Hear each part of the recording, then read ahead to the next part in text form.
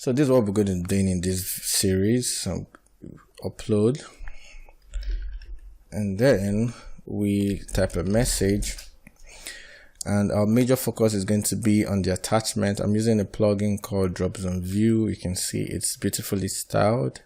We can select files individually and we can drop files, and when we're done dropping, we hit the send message. So we hit send, it gets uploaded, and if you check the response, I just return the response that says successful, and you can see the email I typed was part of the things that were sent. So without wasting time, let us get started.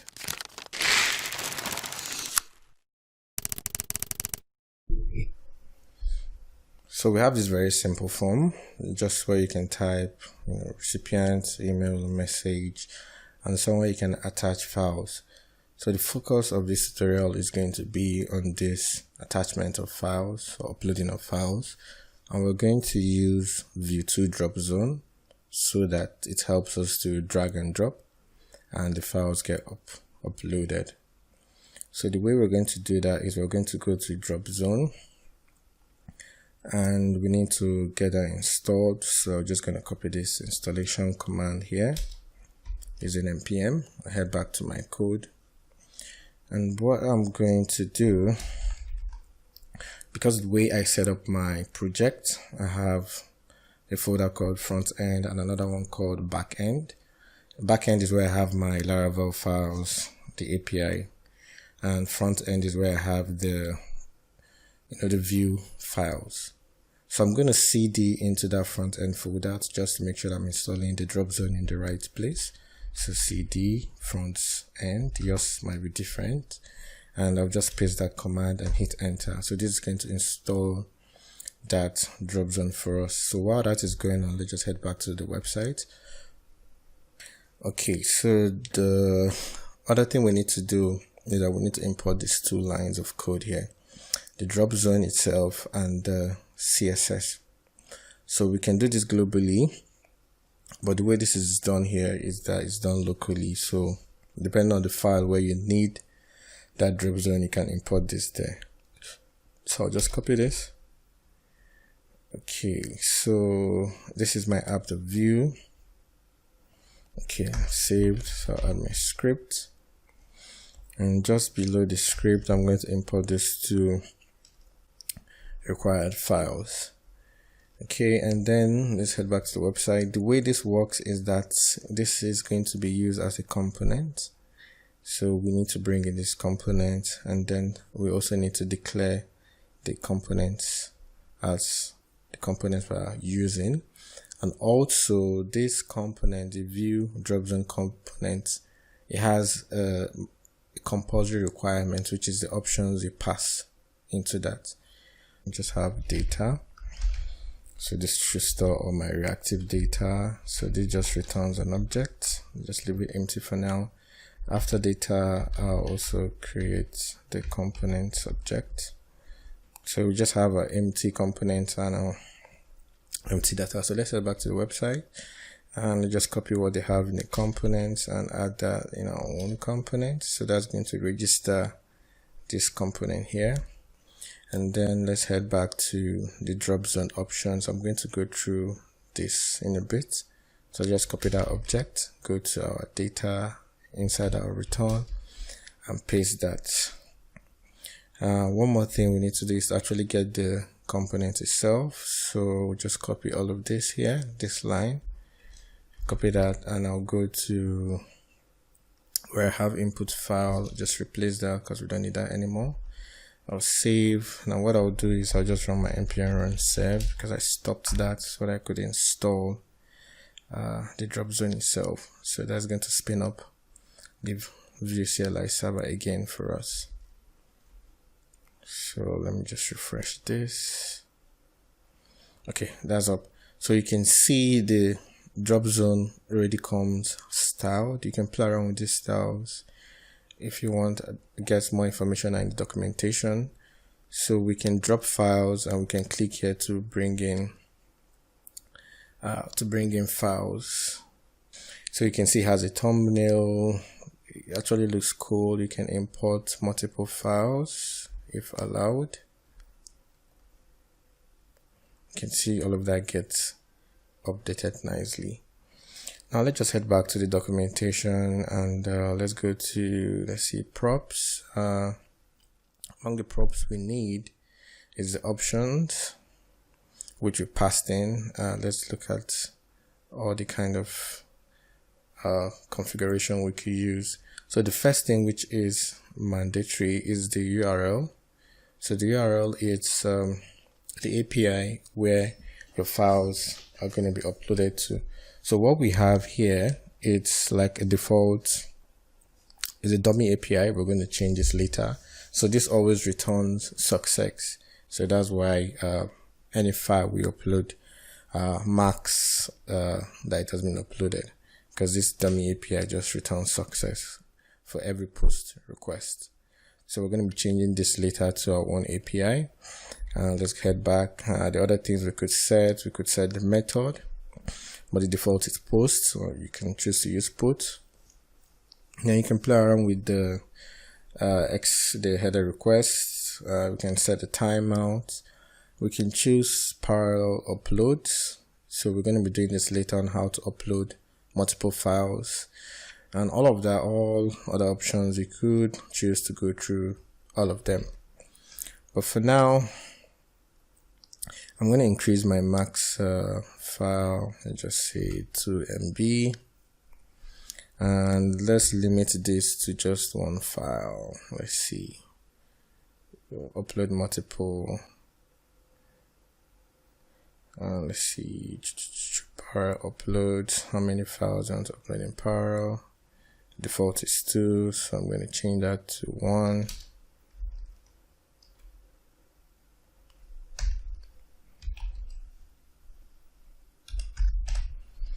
Okay, let's just get rid of, I'll just leave the headers. You can get rid of it, I'm not using it. Now let's head back to the previous documentation. Then I'm going to go to events. Okay, so there's an event here. We have one, success and complete. So this event, we can emit them and we can use them as we want. So I need to use the one that gives us a response. Let's use Vue complete. This dropzone complete. So I'm just going to copy this, head back to my code. Let's go to the component itself. So we're going to emit this event. So I'll just say at and then equal to. So this is well, let me just take this off. I'm going to put my own. Let me just say after upload complete. So what this is going to do is that when this is completed, we're going to run our own method. So I'll go to methods. What name did I use here? Copy that. Go to methods. I'll say methods. Just paste that there. And I'll just make this an async operation, async function, because I feel it might take a while for it to return, just to be safe. So let me just say console.log upload complete or failed. Now remember, this event we're using can either return successful or failure. If you just want for only successful, then you should use this one here. Okay, and just head back there. So whenever this is complete, it's going to run this command for us. So let's see that in action. Let's go here. Let's just go back to the console. Just click upload the file. Okay, I have a warning, it's not defined. I think that's another warning. So you can see the, I just delete that and let me refresh just to be sure we don't have any warnings. Okay, so when I upload a file, when it's done, you can see this action is run. So we can use this to whatever stuff we want to do. In fact, what I'm going to do is that I'm going to just console log the response when the upload is done. So let's head back to documentation just so I can explain. So this Vue onComplete returns or gives us a response. So we can use this response, console log it, and see what it is. So with this response, I can tell if the upload was successful or not. So in our own method here in this function, I'm going to pass in the arguments. Let's just call it response. Actually, it could be anything. And I'm going to console log that response. I'm just going to take this off. So if it's successful, we're going to see the file, I guess, or something that says successful. If it's not, we're going to see like a failure. So let's head back there. Let me upload a new file. So let's wait. Okay, good. So it's completed. We can see the response. It brought back a file, a status of success. So we can use this to like compare. Okay, is our file uploaded? Let me try and see if I can run into an error. Success.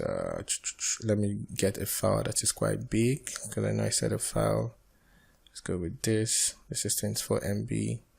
Okay, so you can see status is error. So in your code, you could have something that says if response dot status is equal to success, then you know that it's successful. If I were going to do that now, we're going to say upload successful. And of course, if it isn't, then just console log upload failed. Save that and let us just clear our console. I'm going to first of all try a big file. Let's try this. It says upload failed, so let's try something that's going to work. Upload successful, good. Let's just go to the backend and set up some of the controllers and the API to receive this request. So what I'm going to do is, let me just create, let's put in terminal cd backend. I'm going to say PHP artisan serve because this is Laravel, and that spins up development URL. And I think I need another terminal. With a new terminal, let me just cd backend again, just to make sure I'm in backend. I'm going to create a new, I'm just going to close this. I'm going to create a new controller.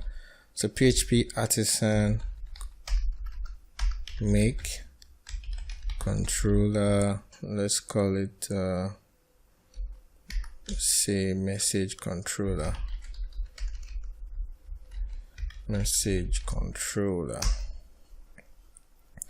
So I'm going to head to my backend folder, go to my app, HTTP, controllers. I have my message controller here. So I'm just going to create a public function. Just call it, what do I call it now? Let's say store. Now store is going to accept the request because the request is going to be coming from the server. So we're going to use the request to do what we want. So what I'm going to do first is to, let's just create a response that we've reached this this particular route or controller. So just say response, if I can spell that correctly, response. I'm going to return a JSON response. So the response is going to just say, let's put an array here that says, let's say route reached, and my status code is going to be 200. Now I forgot to mention that this is Laravel version 8, so some things might be a little bit different. Now I won't go to the API to actually set a URL to this controller here. So the name is store. So let's go to routes API. I'm just going to comment this because we don't need that. So the route is going to be a post request. I just say send message. Put a slash here. So it's going to be API / send message. And this function, I'm just going to get rid of it. I'm going to pass in the controller we're using, which is called message controller class, and I'll pass in the name of the function in there. So we are going to try this API and see if we can get this route to reach the message. So I'm just gonna head over to, let's just use Postman just to test that out. Yeah, not necessarily you can skip using the Postman, but just want to save some time. Let's see, I have some send message, yeah. So just hit send. Okay, we do not get anything back. Send message. Just get rid of this slash. I forgot to, we've returned this. Silly. Okay, so that route is actually being reached. Okay, so what we're going to do here, it's I just say store files. So before we continue, I would like to just go back to the documentation of Laravel. Let's say storage. Go to file storage. Okay, let's just continue. So what we are going to do here is we're going to first of all check. Let's say check if the request has files. So I'm gonna say if request, let's see, file, and we're going to say file. So if this request has file, because the name of the file or name of the files you upload actually called file with Dropzone. If I were using like my own input field, I could change the name. I've not really bothered changing the name. Maybe it's possible to do that, one of the options. I can't tell here. So if there's a file, then we go ahead and store it. So to do that, I would just say paths, or rather I'll just say request file. Oops. Okay, request file, which is file, and I'm going to store that. And I'm going to put the name of the folder. I'm going to store that. Let's call it uploads. So this is according to the Laravel documentation. So we're just going to store this file. And what I'm going to do is let me just call this, let's call it path. And I will say if path, and what I want to do is just return a response. So I need to get rid of this one. So return a JSON response, and let it just say file uploaded. Okay, and if this request file is not here, let's say else, I'll just return a JSON response, and I'm going to say message error uploading file. The status code, let's just say 543 because I don't really know what's wrong. And for this other one that says file uploaded, let's add a status code of 200 to say yep, everything is fine. So let us try this out. Remember that our API is API / send message. So let us go to our front end. I just get rid of collapse that, go to our front end files, serves app.vue, and I'm going to change this bit here, HTTP 127, that's localhost. Don't forget this slashes /API/send message. So this is meant to return success or not, and then we're going to check if we actually uploaded. Not 8,000. So let's try that again. Upload successful. So let us see if I check my network response, send message.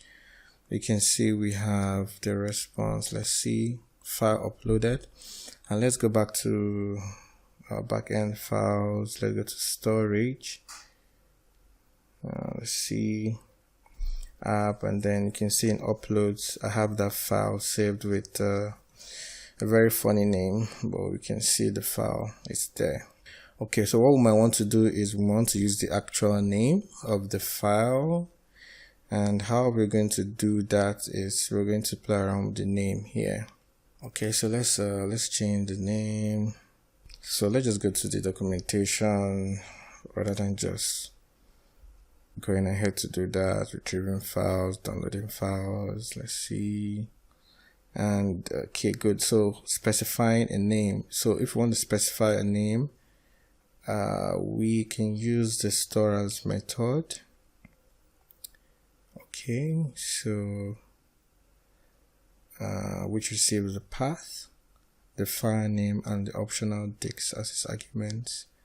So store as the folder, this is the path, then this is the file name. Okay, so let's see, are there any other things that we need? Okay, good. So here we're going to combine something. We're going to get the original name of the file and use that to store and use the store as. So let's head back to our code. So before we store, let's say get name of file. So I'll just say file name equal to, okay, actually I need to make reference to this. I'll just copy that and I'll say get client original name. So this is going to return the name of the file. In fact, to make this look cleaner, I'm just going to take this off here and I'll just create a variable, just store that in a variable.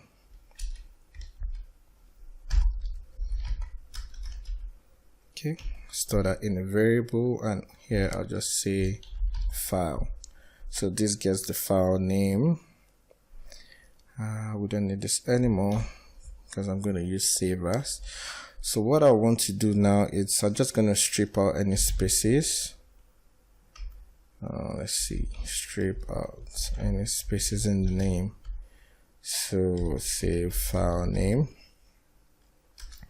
equal to let's see, string replace.